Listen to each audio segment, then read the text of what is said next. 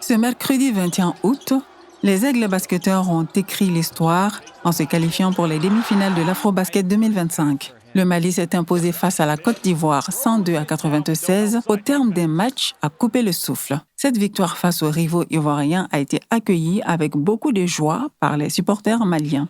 Comme ni basketteur quoi, ni domina nanga balontana yuchi.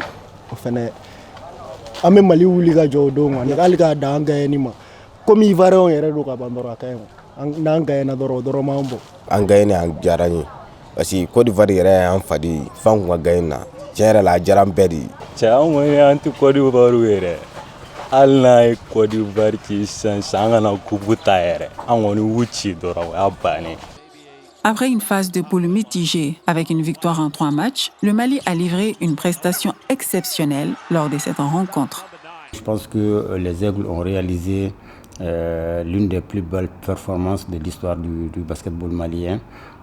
Pas seulement parce qu'ils ont gagné contre la Côte d'Ivoire qui a réalisé un premier tour parfait, 3 victoires en 3 sorties et qui était considérée comme l'une des favorites de la compétition, mais surtout la manière avec laquelle ils ont gagné ce match. Au-delà du collectif, le Mali a su compter sur les individualités de ses joueurs, notamment Aliou Fadjala Diarra, meilleur joueur de la rencontre avec 35 points.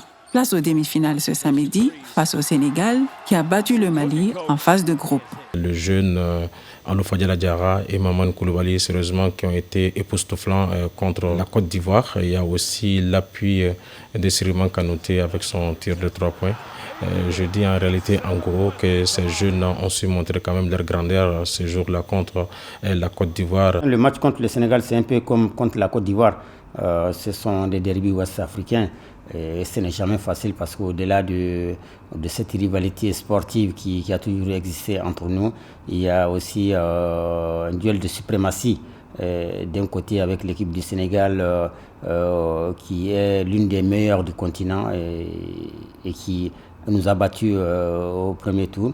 Et de l'autre, l'équipe du Mali qui fait partie des équipes émergentes du continent, qui est maintenant en grande confiance, qui est en train de réaliser de très belles choses. Je pense que ça va être des retrouvailles assez chaudes et qu'à l'arrivée, les Aigles vont prendre leur revanche. Le coup est jouable, mais sur le papier, le Sénégal abordera quand même la rencontre avec les faveurs des pronostics. 26 ans après leur dernière qualification en demi-finale de l'Afro-Basket en 1999 en Angola, les Aigles basketteurs ont cette fois une finale historique dans le viseur. Le rêve est permis.